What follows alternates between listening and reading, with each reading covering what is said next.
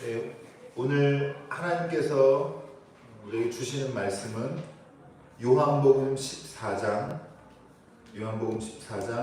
8절부터 17절까지 말씀입니다. 요한복음 14장 8절부터 17절까지 말씀 함께 찾으셔서 읽겠습니다.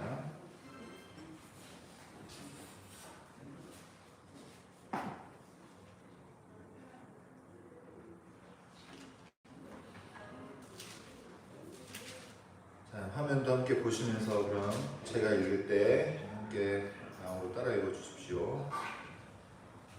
빌립이 예수께 말하였다. 주님, 우리에게 아버지를 보여주십시오. 그러면 좋겠습니다. 예수께서 대답하셨다. 빌립아, 내가 이렇게 오랫동안 너희와 함께 지냈는데도 너는 나를 알지 못하느냐? 나를 본 사람은 아버지를 보았다. 그런데 내가 어찌하여 우리에게 아버지를 보여주십시오 하고 말하느냐? 내가 아버지 안에 있고 아버지께서 내 안에 계시다는 것을 내가 믿지 않느냐? 내가 너희에게 하는 말은 내 마음대로 하는 것이 아니다. 아버지께서 내 안에 계시면서 자기의 일을 하신다. 내가 아버지 안에 있고 아버지께서 내 안에 계시다는 것을 믿어라. 믿지 못하겠거든 내가 하는 그 일들을 보아서라도 믿어라. 내가 진정으로 너희에게 말한다. 나를 믿는 사람은 내가 하는 일을 그도 할 것이요 그보다 더 큰 일도 할 것이다. 그것은 내가 아버지께로 가기 때문이다. 너희가 내 이름으로 구하는 것은 내가 무엇이든지 다 이루어 주겠다. 이것은 아들로 말미암아 아버지께서 영광을 받으시게 하려는 것이다. 너희가 무엇이든지 내 이름으로 구하면 내가 다 이루어 주겠다. 너희가 나를 사랑하면 내 계명을 지킬 것이다. 내가 아버지께 구하겠다. 그리하면 아버지께서 다른 보혜사를 너희에게 보내셔서 영원히 너희와 함께 계시게 하실 것이다. 그는 진리의 영이시다. 세상은 그를 보지도 못하고 알지도 못하므로 그를 맞아들일 수가 없다. 그러나 너희는 그를 안다. 그것은 그가 너희와 함께 계시고 또 너희 안에 계실 것이기 때문이다. 이는 하나님의 말씀입니다. 하나님 감사합니다. 네, 성령 강림절이 되었습니다. 우리 오늘을 시작으로 해서 성령 강림절에 대해서 함께 나누도록 하겠습니다. 우리 먼저 인사하고 시작하겠습니다. 우리 앞뒤에 분들 한번 돌아보시면서 아직 인사 못하신 분들 눈 인사라도 하시고요. 우리에게는 생명이 있습니다. 인사하겠습니다. 네. 우리에게는 생명이 있습니다. 우리가 처지가 어떻더라도 어떻든지 간에 우리가 없지 않고 있다는 것이 우리에게 소망이고 또 하나님께서 우리에게 살라는 명령 주실 때 아멘으로 한번 힘차게 살아보신 여러분 되시기를 주님의 이름으로 축복합니다. 네, 성령 강림절 이제 말씀을 나눌 텐데요. 우선은 오늘부터 시작하는 성령 강림절은 구약 전통으로 하면 이제 오순절로 중심으로 볼 수 있고 오순절 그 마가의 다락방에서 일어났던 성령의 임재 강림 사건으로 이제 성령의 임재를 맛보게 되었고 이 신약의 전통으로 이어오면서 보면은 이제 구약의 시대가 이렇게 해서 완전히 저물고 교회가 탄생하고 그래서 교회의 생일이라고 볼 수도 있는 것이 이제 성령 강림절입니다. 계속해서 성령 강림이 길거든요. 긴데 다른 교회의 절기보다 훨씬 길어요. 근데 이 긴 시간 동안에 우리 뭐를 공부하고 뭘 깨달으면 좋으냐 하면 성령께서 하시는 일이 무엇인지를 깨달으면 좋습니다. 그래서 세 가지를 말씀드리고 싶은데 하나는 기억하게 하시고 두 번째로는 잘하게 하시고 세 번째로는 하나 되게 하십니다. 이 말씀들을 이 세 가지 주제들을 그런 시각을 가지고 함께 성령 우리에게 교회에게 하시는 일이 무엇인지 살펴보고 배우도록 하고요. 두 번째로는 그걸 통해서 우리가 뭘 정리해내야 되냐? 성령 강림절이 우리에게 주는 과제, 숙제는 뭐냐 하면 교회가 어떻게 해야 교회다운지를 배우시는 시간이 되셨으면 좋겠습니다. 뭐가 교회인가? 세상에 많은 것들이 있는데 그 중에 교회는 뭐를 갖춰야 되고 뭐는 버려야 되는지 이런 것들을 교회다움에 대해서 한번 생각해보는 시간 이 성령 강림절 동안 가졌으면 좋겠습니다. 첫날에 설명을 길게 드렸고 바로 본문 보면서 말씀 나누도록 하겠습니다. 오늘 말씀 제목은 두 번째 보혜사입니다. 여러분 시작할 때 말씀드렸는데 아마 이 말씀을 정말 많이 들으셨을 텐데 이 말씀도 말씀의 뭐라고 할까요? 좀 명확히 해두고 가야 될 그런 부분들을 사실은 신앙생활하면서 한번 딱 정리해내기가 쉽지 않은 말씀 중에 하나예요. 그래서 여러분 두 번째 보혜사라고 하면 첫 번째 보혜사도 있을 거 아니에요. 그러면 첫 번째 보혜사는 누구고 두 번째 보혜사는 누구인지 여러분 모르신다면 오늘 같이 말씀을 통해서 한 번에 확실히 정리하시고 신앙에 도움되는 그런 시간 되면 좋겠습니다.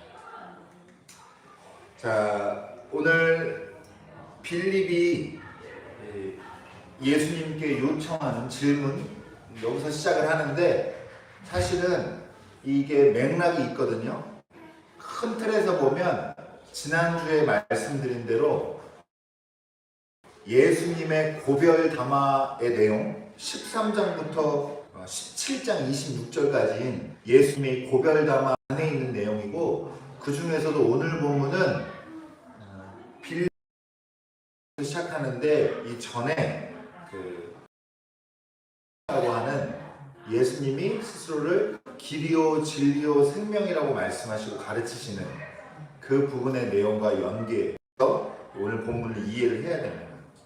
자, 그래서 어떻게 14장은 어떻게 시작하냐면 예수님께서 쭉 가르치시면서 내가 너희를 위해서 거처를 예비하러 가고 거처를 예비한 후에는 다시 돌아와서 제자들을 만나고 부를 거다 그렇게 얘기하시니까 도마가 물어봐요. 도마가 물어보는데 도마가 예수님이 말씀 중에 어디로 가는지 너네가 그 길을 알고 있다. 너희들이 그 길을 알고 있다 그러니까 도마가 정직하고 솔직하게 용기 있게 우리는 모릅니다 라고 얘기해요. 예수님이 답답하셨을 텐데 1차로 근데 그때 뭐라고 말씀하시냐면 내가 곧 길이요 진리요 나로 말미암지 않고는 아버지께로 이제 가르치십니다. 그래서 하나님을 만날 수 있음을 진리에 도달할 수 있고 예수님 자체가 길이고 진리고 생명이라는 사실을 이해해야 된다라고 얘기를 하고 있는데 예수님이 이 가르치심을 하신 후에 너희가 우리에게 아버지를 보여주십시오 하고 이런 말을 하느냐 그러면서 내가 아버지 안에 있고 아버지께서 내 안에 계시다는 것을 내가 믿지 않느냐라고 오히려 반문하고 계십니다. 여러분 나에게서 예수님에게서 아버지를 봐야 되고 아버지를 보고 아버지를 알아야 된다 그 말씀입니다.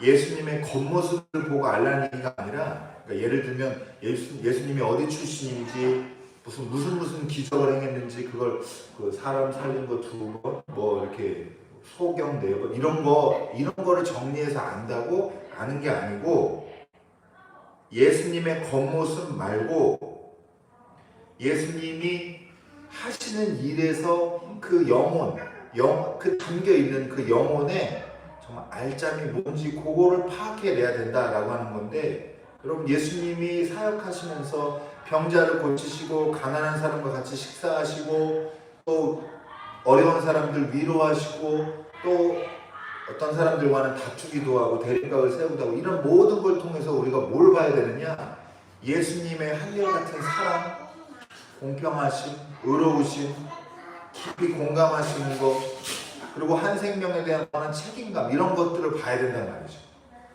저도 이렇게 배웠습니다. 예수님에게서 이런 걸 봐야 되는데 이런 건 안 보고 예수님의 겉모습만 보고 여러분 하나님은 볼 수 없어요. 그렇죠? 하나님을 보신 적이 있다라고 하는 분 있으면 빨리 다른 교회로 네, 다른 교회로 오시기 바랍니다. 하나님을 보신다 그러면은 그건 정상이 아니에요. 하나님을 봤다는 거예요. 하나님은 본질적으로 보이지 않는 분입니다. 하나님을 본 사람은 아무도 없어요.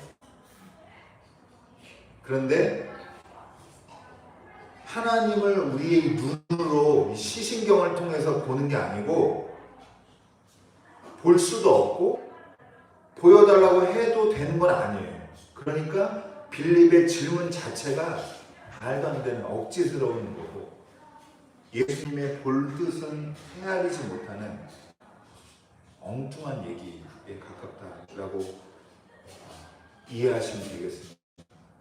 우리는 껍데기밖에 못 보기 때문에 껍데기만 보는 사람들은 하나님을 볼 수가 없거든요.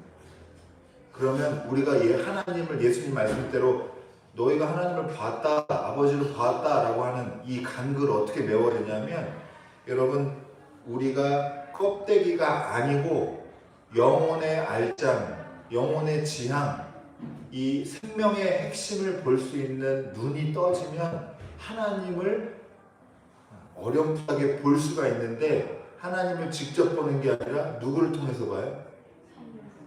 예수 그리스도를 통해서 하나님을 보게 됩니다. 우리는 예수님이랑 더군다나 직접 만난 사람들이 아니고 예수님을 직접 만난 사람들이 남긴 말을 믿어서 예수님을 믿는 사람들이에요. 그러니까 말씀을 통해서 하나님을 보고 말씀이 내면화되고 말씀을 정말 살아내는 사람, 자기 영혼의 지향이 하나님과 연합된 사람의 삶과 몸을 통해서 우리는 하나님을 볼 수가 있는 거지 하나님을 직접 볼 수는 없는 거예요. 볼 수 없는 걸 보여달라고 하는 건 이건 어리석은 일이고 아이 같은 행동이고 고집스러운 태도입니다. 여러분 그래서 이게 중요한데요. 우리가 하나님을 직접 우리 눈으로 볼 수 없는데 하나님을 봐야만 하는 이 상황에서 우리가 믿음이 생기고 하나님을 보게 된 것이 말씀을 통해서고 말씀을 내면화시켜서 삶으로 살아냈던 사람들을 통해서 하나님을 봤다고 하면 우리의 역할은 우리가 그리스도인이라고 할 때 예수님의 제자라고 할 때 우리의 역할은 뭐가 될까요? 우리의 존재의 의미는 눈에 보이지 않는 하나님을 가시적으로 드러내 보여주는 매개체, 그 중간 역할을 우리가 하나님으로부터 부여받은 거다라고 이해하시면 되겠습니다. 그래서 이거를 한마디로 줄이면 이렇게 됩니다. 여러분이 예수님을 생각나게 하는 사람이 되셔야 돼요. 우리 한번 옆에 벌써 이제 좀 저 세상으로 가시려고 하는 분이 있는데 좀 서로 보시면서 예수님을 생각나게 하는 사람이 되시길 바랍니다. 라고 인사해 보시기 바랍니다.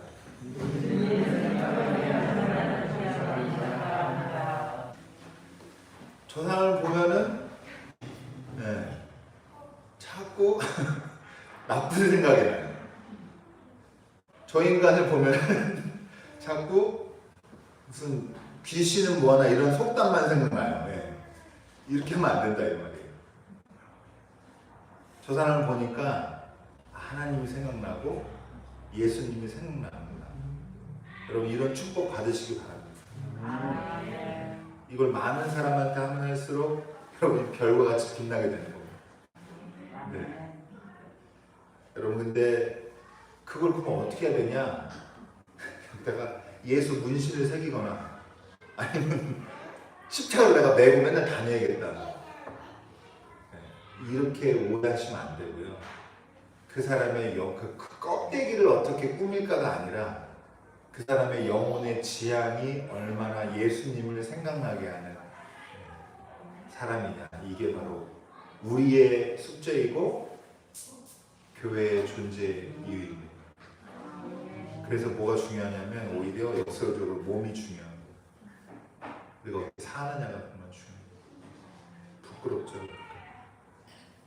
여러분 교회는 모든 걸 다 해도 돼요. 이것도 할 수 있고 구제도 할 수 있고 찬양도 하고 예배도 드리고 식사도 대접하고 친교도 다 할 수 있는데 여러분 그 모든 걸 다 해야 교회가 되는 건 아니에요. 규모에 따라서 형편에 따라서 그 시대에 따라서 교회가 하는 일이 다릅니다. 여러분 이 세상에서 생명이 유지되고 그 삶이 어떤 삶이 지탱이 되려고 하면 정말 다양한 일들이 필요한데 교회는 여러분 많은 일로 근심하지 말라고 마르다한테 예수님이 말씀하셨던 걸 기억해 내십니다. 우리 일을 막 사업을 프로그램을 여러 개 해야 되는 게 아니라 요즘 그런 게 많잖아요. 그것 자체가 예수님 그러니까 교회의 의미가 돼버린 교회들이 많아요. 근데 여러분 한 가지 일이나 몇 가지 일만 해도 충분하다고 예수님 가르치셨잖아요. 우리는 그 한 가지가 뭔지 몇 가지가 뭔지를 그걸 파악해내면 되는 건데 몸을 바꾸는 일, 그러니까 겉모습을 바꾸는 게 아니라 몸과 삶을 바꾸는 일이어야 되는데 그게 뭐냐면 교회도 예수님을 가시적으로 드러내 보여주는 그런 사역을 해야 되는 거예요. 존재의 의미가 그겁니다. 여러분 제가 오랜만에 드라마를 봤는데 그래서 인기 중에 했다가 이제 맞췄는데 나의 해방일지라고 그 작가 너무 좋아요. 보신 분 있어요? 좀 보세요. 그런 드라마. 이거 추천합니다. 진짜 보시고. 경기도에 사는 그 3남매 이야기거든요. 간단히 얘기하면 출퇴근하려고 막 하루에 서너 시간씩 맨날 전철 타고 버스 타고 막 다니고 그런 얘기들 에피소드로 해서 여러 가지 사업 이제 밝혀지는데 마지막 때쯤인가 그런 얘기가 나와요. 3남매 중에 둘째가 아들인데 빚을 많이 져가지고 그걸 갚아내느라고 진짜 하루도 못 쉬고 살아요. 근데 우연하게 이제 어떤 계기로 이제 편의점을 하게 됐는데 그 얘기를 이제 알바생한테 이제 푸념처럼 얘기하는 건데 푸념들은 뭐라고 했냐면 자기가 너무 막막해서 어디라도 가서 기도라도 하고 싶은데 새벽이었어요. 새벽에 열린 교회가 없고 갈 데가 어디밖에 없어요. 서울에서 새벽에 어디 가려고 그러면 편의점밖에 없었대요. 그래갖고 그 편의점에 와서 이렇게 멍하니 앉아있는데 편의점 그 회사 운영하는 회사에 다니는 친구가 동네에 편의점이 나왔는데도 해볼 생각 없냐 해서 그게 그 편의점이어서 그 편의점 맡아서 사장이 됐다 이 얘기를 알바생한테 하더라고요. 여러분 여러 가지 복잡한 심경인데 물론 뭐 드라마의 직접적인 주제와는 관련이 없지만 여러분 저는 이런 얘기를 들을 때마다 한편으로는 안타까운 마음이 들기도 해요.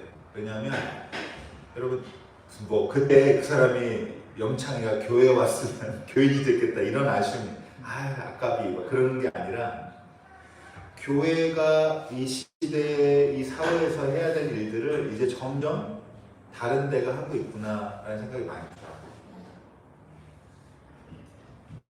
옛날 얘기 뭐 이런 거 해보면 뭐 별 의미는 없는데 교회가 모든 지역의 문화와 교육과 또 육아와 이런 거를 아주 도맡아서 하던 그런 시절이 있었어요. 마을의 구심점이 되고 그래서 부흥했고 근데 그 시절 지나고 나니까 이제 다 교회가 별로 사람들 마음에 안 차고 교회가 고유하게 해야 될 역할들을 다 병원이 하고 사회복지기관이 하고 심지어는 편의점이 합니다. 근데 한편으로 이런 생각도 들어요. 편의점한테 고맙더라고요.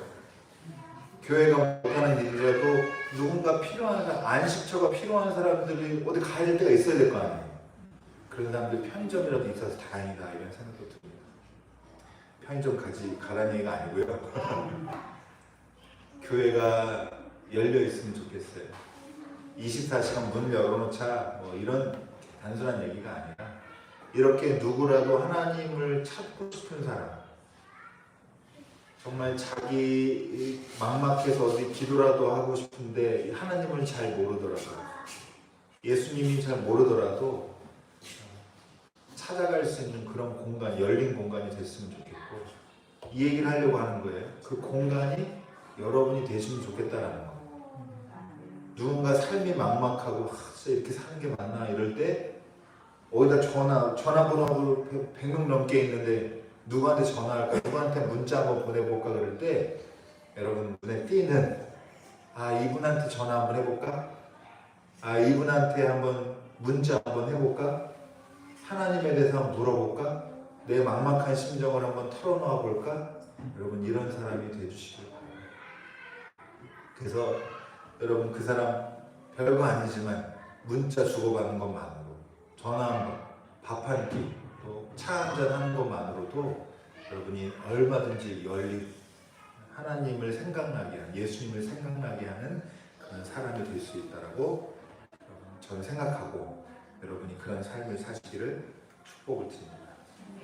말씀 마치겠는데요. 제가 시간이 많이 가서 바로 결론부터 말씀을 드릴게요. 이게 예수님께서 마지막에 이제 오늘 본문 마지막 부분에 말씀하신 내용인데요. 내가 한번 읽어볼까요, 같이? 내가 아버지께 구하겠다. 그리하면 아버지께서 다른 보혜사를 너에게 보내셔서 영원히 너희와 함께 계시게 하실 것이다. 이렇게 얘기하고 있어요. 여러분 이제 눈여겨보신 분들도 있겠지만 대부분 그냥 지나치는데요. 여기 보혜사를 무슨 보혜사라고요? 다른 보혜사라는 거예요. 그럼 보혜사가 최소한 2 이상이잖아요. 그러면 예수님께서 약속해서 너희에게 보내겠다고 하는 보혜사는 몇 번째 보혜사예요? 2번째 보혜사가 성령입니다. 이 성령님은 진리의 영이시고, 보혜사 할 때 이 한자가 보호할 보자에 은혜해 혹은 사랑해, 그 다음에 스승사자 써요. 우리를 보호하고 사랑과 은혜를 주시고 우리를 가르치시는 스승님이 우리 진리의 영이신 성령님이시고, 그러면 첫 번째 보혜사가 있을 거 아니에요. 첫 번째 보혜사가 누구예요? 예수님입니다. 예수님이 오셔서 우리의 첫 번째 보혜사가 되어주셨어요. 하나님이 임마누엘 하나님인데, 우리와 함께 계신 하나님인데 하나님이 안 보인단 말이에요. 우리랑 함께 계시려고 우리의 몸을 입고, 인간의 몸을 입고 이 땅에 오셔서 하신 일이 뭐냐? 보호하시고 돌보시고 은혜와 사랑을 베푸시고 우리를 가르치시고 마땅히 살아야 할 길을 알려주시고, 이렇게 하신 분이 예수 그리스도시다. 첫 번째 보혜사시다. 여러분 기억하시면 좋을 것 같습니다. 이렇게 하시고 떠나가시면서 우리에게 약속하신 보혜사는 2번째 보혜사. 여러분 이 성령 강림절 동안에 누군가에게 예수님을 생각나게 하는 사람 되시길 바라고, 우리 교회는 장기적인 비전을 가지고 이 교회에서 하나님을, 예수님을 만날 수가 있는 그런 교회, 그런 열린 교회가 되길 바랍니다. 그러기 위해서 우리 삶이 이 성령 강림절 말씀 계속 나누면서 예배 드리시면서 성령의 가르치심을 받는, 성령께서 우리를 인도하심을 받는 그런 축복의 계절을 여러분 누리시기를 주님의 이름으로 축원합니다. 기도하겠습니다.